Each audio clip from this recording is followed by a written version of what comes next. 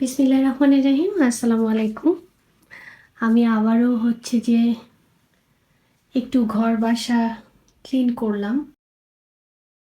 যদিও আমি কিছুদিন আগেই পর্দা এবং সব কিছু চেঞ্জ করে লেপ বের করার সময় মশারি সব কিছু ধুয়ে আমি ডিপ ক্লিন দিয়েছিলাম, কিন্তু শীতে মানে অনেক ধুলা হয়, অনেক বেশি ধুলা হয়।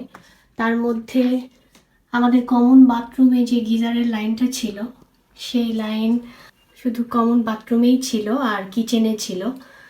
আমার অ্যাটাচড বাথরুমে গিজারের লাইন, এখানে গিজারের লাইনটা করে নেওয়া হয়েছে গতকাল, যে কারণে বেশ ধুলো হয়েছিল।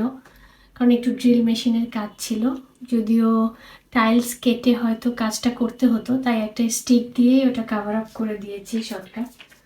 যেন হচ্ছে যে, কারণ ইলেকট্রিক মিস্ত্রি যদি টাইলস কাটতে গিয়ে টাইলস ঠিক মতো কাটতে না পারে, তাহলে আর এক বিড়ম্বনায় পড়তে হতো আর কি। যে কারণে আমি টাইলসের ব্যাপারটা একটু না করে আমি এই স্টিক লাগিয়ে দিতে বলেছি। উনি চলে যাওয়ার পর অবশ্যই আজকে একটু ডিপ ক্লিন না দিলেই নয় বাসাবাড়ি। তো আমিও মোটামুটি সব কিছুর উপরে আমি কাভার দিয়ে রেখেছিলাম যাতে ধুলা কম লাগে। এদিকে আমাদের রুম হিটার এগুলো সব বের হয়ে গেছে, কারণ আজকে হচ্ছে অগ্রহায়ণের 25 কি 26 তারিখ হবে আজকে। সো সব মিলিয়ে আসলে পৌষ মাস আসতে আর খুব বেশি দেরি নেই, এবং উত্তরবঙ্গে তো যথেষ্ট শীত। এখানে গিজার ব্যবস্থা এবং হচ্ছে যে রুম হিটারের ব্যবস্থা না থাকলে খুবই মুশকিল। সো এই তো রুম ডিপ ক্লিন করার সাথে সাথে আসলে অ্যাটাচ বাথ থাকলে সেটা যদি আবার ক্লিন না করা হয়, তাহলে তো মানে বাথরুমের কারণে আবার রুমও ময়লা হয়ে যায়। সো আমার ওয়াশরুমটাও একটু ক্লিন করে নিলাম।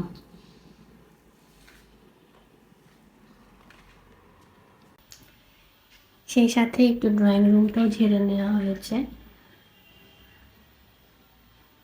কিছুদিন আগেই আমি হচ্ছে ড্রয়িং রুমের পর্দা, এই সব সোফার কাভার এগুলো সব ধুয়ে দিয়েছিলাম। আজকে জাস্ট একটু সরিয়ে ফ্লোরগুলো ক্লিন করে নিয়ে আবারও প্লেস করলাম। আর সবচেয়ে কঠিনতম কাজ সেটা হলো, আমার টেবিলে আসলে অনেক কিছু থাকে, যেহেতু সিনিয়র সিটিজেন, তো ওনাদের ওষুধ, অনেক ধরনের কন্টেইনার, অনেক কিছু থাকে আর কি। তো এই কারণে এইটা খুবই চ্যালেঞ্জিং একটা ব্যাপার, মানে রানার এবং ম্যাটগুলো চেঞ্জ করে দিতে গেলে অনেক কিছু সরাতে হয় টেবিল থেকে। ওয়াশিং মেশিনের কাভারও ধুয়ে দিচ্ছি। তো এই ছিল আমার আজকের বাসাবাড়ি ক্লিনিং পর্ব। নিশ্চয়ই সবাই সবার অবস্থান থেকে ভালো আছেন। সবার জন্য রইল শুভকামনা। সকলকে অসংখ্য ধন্যবাদ।